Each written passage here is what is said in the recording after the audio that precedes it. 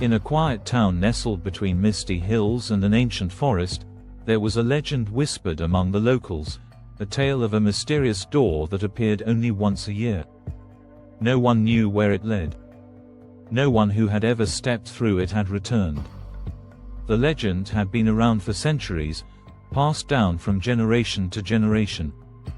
Some called it a portal to another world, others believed it was a doorway to one's deepest fears or desires. But no one had seen it in years, except for old Mr. Whitaker, the town's oldest resident.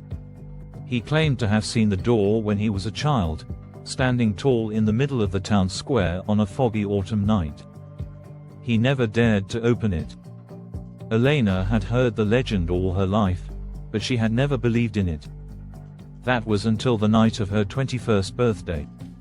She had been walking home alone after a small celebration with friends. The streets were silent, except for the occasional rustling of leaves. As she turned a corner near the town square, she saw something that made her heart stop. There it was. A tall, crimson-colored door stood in the middle of the cobbled street. It had an old brass handle and strange carvings along its edges, symbols she had never seen before. The air around it was unnaturally still, as if time itself was holding its breath. Elena felt an invisible force pulling her toward it. Her grandmother's warnings echoed in her mind: never open the door. If you see it, turn around and walk away. But something inside her, a mix of curiosity and defiance, urged her forward. She reached out and ran her fingers over the rough wooden surface. The carvings felt warm to the touch, almost as if they were alive. Taking a deep breath, she turned the handle and stepped inside. For a moment, everything was silent. Then, the world around her shifted.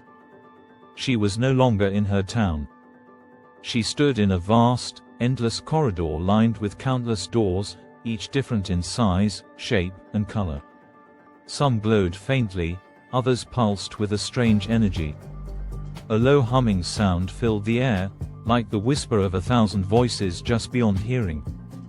Elena turned around, expecting to see the crimson door behind her, but it was gone.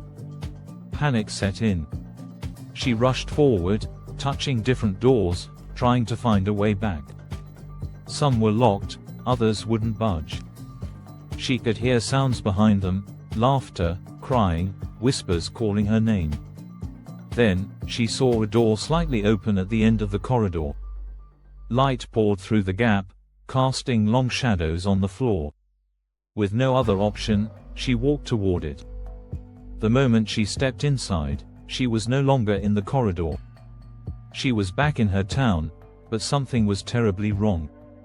The buildings were the same, but they looked aged, covered in vines and decay, as if abandoned for years. The air was thick with silence. No birds, no wind, no signs of life. Then she saw them, figures standing in the distance. People, or what once were people. Their faces were blurred, their bodies slightly transparent, like ghosts trapped between worlds. One of them stepped forward. Elena gasped. It was her. A version of herself, older, with hollow eyes and a sorrowful expression. The ghostly figure reached out, whispering in a voice that sent chills down her spine. You should not have opened the door. Elena turned and ran. She sprinted through the empty streets, searching for the crimson door, desperate to escape this nightmare. Her heart pounded as she finally spotted it, standing at the center of the square, waiting for her. Without hesitation, she grabbed the handle and threw it open, leaping inside.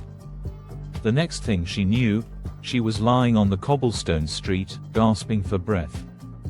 The door was gone. The town was back to normal.